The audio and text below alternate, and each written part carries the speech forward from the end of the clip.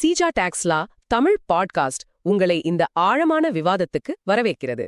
வீட்டிலிருந்தபடியே வரிச்சட்ட வழக்குகளை கேட்டு மகிழுங்கள். ஜிஎஸ்டி சட்ட அறிவை மேம்படுத்த சீஜா டாக்ஸ்லா தமிழ் பாட்காஸ்டை தவறாமல் கேளுங்கள். எங்களுடன் இணைந்திருக்க தொடர்பு கொள்ள வேண்டிய எண் 9964886879. சரி, இன்னைக்கு நாம ஒரு ரொம்பவே சுவாரஸ்யமான, அதே சமயம் பல தொழில் முனைவோருக்கு எச்சரிக்கையா இருக்கக்கூடிய ஒரு விஷயத்தை பத்தி பேச போறோம். ஆமா, இது ஒரு நிஜமான நீதிமன்ற வழக்கு. நீங்களே ஒரு தொழில் பண்றீங்கன்னு வச்சுக்கோங்க. ஒரு பெரிய ப்ராஜெக்ட் முடிச்சிருக்கீங்க, ஆனா உங்களுக்கு வர வேண்டிய பணம் வரல. அதனால அரசாங்கத்துக்கு கட்ட வேண்டிய ஜிஎஸ்டி வரிய சரியான நேரத்துல கட்ட முடியல. இது நிறைய பேருக்கு நடக்கிறது தான். திடீர்னு ஒரு நாள் ஜிஎஸ்டி அதிகாரிகள் உங்க ஆபீஸ்க்கு வராங்க. உடனே நீங்க பதட்டமாகி அடுத்த 2 மாசத்துல எப்படியோ பணத்தை ரெடி பண்ணி முழு வரியையும், அதாவது கிட்டத்தட்ட ஒரு 3.36 கோடி ரூபாய கட்டிடுறீங்க. சரி, எல்லா ரிட்டர்ன்ஸும் சேல் ஃபைல் ஏறீங்க. அப்பாடா, பிரச்சனை முடிஞ்சதுன்னு ஒரு நிம்மதி பெருமூச்சு விடுறீங்க. 2 வருஷம் கழிச்சு உங்களுக்கு ஒரு நோட்டீஸ் வருது. நீங்க கட்டின 3.36 கோடிக்கு சமமா இன்னொரு 3.36 கோடிய அபராதமா கட்டுங்கன்னு. எப்படி இருக்கும் மனசுக்கு? நினைச்சு பார்க்கவே ரொம்ப கஷ்டமா இருக்கு. ஆனா இது கற்பனை இல்ல. ஆந்திர பிரதேச உயர்நீதிமன்றத்துல நடந்த ஒரு நிஜமான வழக்கு இது. அப்படியா? அப்போ இந்த வழக்கு பத்தி கொஞ்சம் விரிவா சொல்லுங்களேன். என்ன நடந்தது? இது ஒரு கட்டுமான நிறுவனம். 2017-18 நிதியாண்டுல அவங்க கிட்டத்தட்ட 20.92 கோடி ரூபாய்க்கு இன்வாய்ஸ் போட்டிருக்காங்க. ஓகே, பெரிய தொகைதான். ஏன் அவங்களால கட்ட முடியல? அவங்க சொன்ன காரணம், அவங்களோட மெயின் கஸ்டமர், அவங்களுக்கு பணம் தர வேண்டியவங்க சரியான நேரத்துல பணத்தை கொடுக்கல. அதனால கையில பணப்புழக்கம் இல்ல, வரிய கட்ட முடியலன்னு சொன்னாங்க. இது ஒரு நியாயமான காரணமா தெரியுது. பிசினஸ்ல இதெல்லாம் சகஜம் தானே? பிசினஸ் பார்வையில இது நியாயமா இருக்கலாம். ஆனா ஜிஎஸ்டி சட்டத்தோட பார்வையில நீங்க இன்வாய்ஸ் போட்ட உடனேயே உங்க வரி பொறுப்ப ஆரம்பிச்சிருது. ஓ, பணம் வந்ததா இல்லையான்றது முக்கியம் இல்லையா? அது 2ஆம் பட்சம் தான். அவங்க மாசம் ஜிஎஸ்டிஆர் 3B ரிட்டர்ன்ஸை தாக்கல் செஞ்சிருக்கணும். அதை செய்யாததுதான் முதல் பெரிய தப்பு. சரி, அப்போ ரிட்டர்னும் ஃபைல் பண்ணல, வரியும் கட்டல. அப்புறம் ஜூலை 31, 2018 டிஜிஜிஐ அதிகாரிகள், அதாவது புலனாய்வுத்துறை அதிகாரிகள், அவங்க ஆபீஸ்க்கு வராங்க. ஆமா, அவங்க வந்த பிறகுதான் நிலைமையோட தீவிரம் அவங்களுக்கு புரிஞ்சிருக்கு. புரிஞ்ச உடனே வேக வேகமா எல்லாத்தையும் சரி பண்ணிட்டாங்க இல்லையா? நிச்சயமா.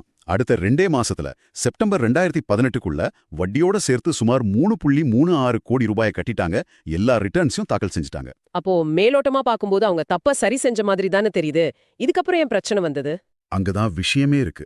2 வருஷம் கழிச்சு செப்டம்பர் 2020ல வரித்துறையில இருந்து ஒரு ஷோகாஸ் நோட்டீஸ் வருது. அந்த நோட்டீஸ்ல அப்படி என்னதான் சொல்லி இருந்துச்சு? அதுதான் இந்த வழக்கையே திருப்பி போட்டது. அந்த நோட்டீஸ்ல நீங்க வரிய கட்டிட்டீங்க சரி, ஆனா வரி ஏய்ப்பு செய்யற நோக்கத்தோட உண்மைகளை மறைச்சிருக்கீங்கன்னு சொல்லியிருந்தாங்க. உண்மைகளை மறைச்சாங்களா? ஆமா.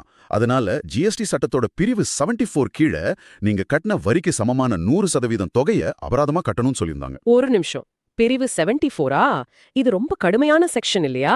சாதாரணமா தாமதத்துக்கு இதை பயன்படுத்த மாட்டாங்களே. கரெக்டா கேட்டீங்க. அதுதான் இந்த வழக்கின் மையப்புள்ளி. சாதாரணமா கணக்குல தப்பு பண்ணிட்டா, இல்ல தெரியாம வரி கட்டாம விட்டா பிரிவு 73 தான் வரும். அதுல அபராதம் கம்மியா இருக்கும். அப்போ பிரிவு 74 எதுக்கு? 4 மோசடி, வேணும்னே தப்பான தகவல் கொடுக்கறது, இல்ல உண்மைகளை மறைக்கிறது. இந்த மாதிரி வரி ஏய்ப்பு நோக்கத்தோடு செய்யற குற்றங்களுக்கு மட்டும்தான் இதுல அபராதம் 100% வரைக்கும் போகும். அடையப்பா, அப்போ வரித்துறை இவங்களோட செயல ஒரு வரி ஏய்ப்பா பாத்திருக்கு. இத எதிர்த்துதான் அவங்க உயர்நீதிமன்றத்துக்கு போனாங்களா? ஆமா, அவங்க நீதிமன்றத்துல 3 முக்கியமான வாதங்களை முன் வச்சாங்க. என்னென்ன வாதங்கள் அது? முதல் வாதம், எங்களுக்கு வரி ஏய்ப்பு செய்யற எண்ணம்லாம் இல்ல, நிதி நெருக்கடினால தான் கட்ட முடியல, அதனால பிரிவு 74 போட்டது தப்பு அப்படிங்கிறது. ரெண்டாவது, நீங்க நோட்டீஸ் அனுப்புறதுக்கு 2 வருஷம் முன்னாடியே நாங்க முழு வரியையும் கட்டிட்டோம், வரி கட்டினதுக்கு அப்புறம் இப்படி அபராதம் விதிக்க முடியும்னு கேட்டாங்க. இது ரொம்ப வலுவான வாதம் மாதிரி தெரியுதே. ஆமா, கேட்கறதுக்கு அப்படிதான் இருக்கு. மூணாவதா, அந்த வருஷத்துக்கான ஆண்டு ரிட்டர்ன் தாக்கல் செய்ய கடைசி தேதி பிப்ரவரி 2020. நாங்க அதுக்கு முன்னாடியே கட்டிட்டோம். அப்படி இருக்கும்போது எங்களை வரி கட்ட தவறியவங்கன்னு எப்படி சொல்ல முடியும்னு கேட்டாங்க. இந்த வாதங்கள் எல்லாமே ஒரு தொழில் முனைவோர் பார்வையில ரொம்ப நியாயமா தெரியுது. நீதிமன்றம் இதை எப்படி பார்த்தது? இங்கதான் சட்டத்தோட நுணுக்கங்கள் வருது. முதல்ல அந்த நோட்டீஸ்க்கு முன்னாடியே பணம் கட்டிட்டோங்கிற வாதத்தை எடுத்துக்கலாம். சரி, சொல்லுங்க. நீதிமன்றம் பிரிவு 74லேயே இதுக்கு ஒரு வழி இருக்குன்னு சுட்டிக்காட்டுச்சு. அதாவது வரித்துறை நோட்டீஸ் அனுப்புறதுக்கு முன்னாடி நீங்க 3 விஷயங்களை கட்டிட்டா உங்களுக்கு நோட்டீஸே வராது. 3 விஷயங்களா? அது என்ன? 1, கட்ட வேண்டிய முழு வரி. 2, அதுக்கான முழு வட்டி. 3, வரியில 15% அபராதம். ஓ, வரி, வட்டி பிளஸ் ஒரு 15% பெனால்டி. இது 3யும் முன்னாடியே கட்டிட்டா பிரச்சனையே இல்லையோ? ஆமா, பிரச்சனையே இல்ல. ஆனா இந்த வழக்குல அந்த நிறுவனம் வரியையும் வட்டியையும் மட்டும்தான் கட்டினாங்க. அந்த 15% அபராதத்தை அவங்க கட்டல. ஐயோ, ஒரு சின்ன விஷயம் இத செய்யாததால அவங்க வாதம் செல்லாம போயிடுச்சா? துரதிருஷ்டவசமா ஆமா. சட்டம் என்ன சொல்லுதோ அதை அப்படியே பின்பற்றணும். கொஞ்சம் மாத்தினாலும் அது நமக்கு சாதகமா இருக்காது. அதனால அந்த வாதத்தை நீதிமன்றம் நிராகரிச்சிடுச்சு. இது ரொம்ப முக்கியமான தகவல். சரி, அடுத்த வாதம். ஆண்டு ரிட்டர்ன் காலக்கெடு பத்தி சொன்னாங்களே. அதையும் நீதிமன்றம் ஏத்துக்கல. ரொம்ப எளிமையா சொன்னாங்க. ஜிஎஸ்டிங்கிறது மாதாந்திர கடமைகளை அடிப்படையா கொண்டதுன்னு. ஆமா, மாசம் மாசம் ஜிஎஸ்டிஆர் 3B ஃபைல் பண்ணணும். கரெக்ட். அதனால நான் ஆண்டு ரிட்டர்னுக்குள்ள கட்டிடுவேன்னு சொல்லிட்டு மாதாந்திர கடமைகளை தள்ளி போட முடியாதுன்னு தெளிவா சொல்லிட்டாங்க. ஆஹா, முதல் 2 வாதங்களும் தள்ளுபடி. இப்போ 3வது மிக முக்கியமான வாதம். எங்களுக்கு மோசடி எண்ணம் இல்ல, இது நிதி நெருக்கடி தான் காரணம்னு சொன்னாங்களே. ஆமா, இந்த வாதத்தின் மேலதான் மொத்த வழக்கம் நின்னுட்டு இருந்துச்சு. உண்மைகளை மறைத்தல், அதாவது சப்ரஷன் ஆஃப் ஃபேக்ட்ஸ்னா என்னன்னு நீதிமன்றம் ரொம்ப ஆழமா விளக்குச்சு.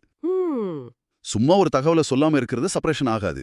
வரி ஏய்ப்பு செய்யற நோக்கத்தோட வேணும்னே மறைச்சாதான் அது சப்ரஷன். அப்போ அந்த நிறுவனத்துக்கு அப்படி ஒரு நோக்கம் இருந்துச்சுன்னு நீதிமன்றம் எப்படி முடிவு பண்ணுச்சு? அங்கதான் ஒரு ட்விஸ்ட். வழக்கு விசாரணையில மேல்முறையீட்டு ஆணையம் ஒரு விஷயத்தை கண்டுபிடிச்சாங்க. என்னது? அந்த நிறுவனத்துக்கு அவங்களோட முக்கிய வாடிக்கையாளரிடமிருந்து அந்த காலகட்டத்துல கொஞ்சம் கொஞ்சமா பணம் வந்திருக்கு. என்னது? அப்போ அவங்க சொன்ன மாதிரி முழுசா பணமே இல்லாம அவங்க இல்லையா? அதேதான். இதுதான் இந்த வழக்கின் ஆணிவேர். அவங்க வாதத்தோட அடித்தளமே ஆடி போச்சு. பணம் கைக்கு வந்த பிறகும் அவங்க வரிய கட்டலையா? ரிட்டர்ன்ஸையும் தாக்கல் பண்ணல. வந்த பணத்தை வேற செலவுகளுக்கு பயன்படுத்தியிருக்காங்க. இதத்தான் நீதிமன்றம் வேணுமென்றே உண்மைகளை மறைக்கும் செயல்னு கருதுச்சு. இப்ப புரியுது.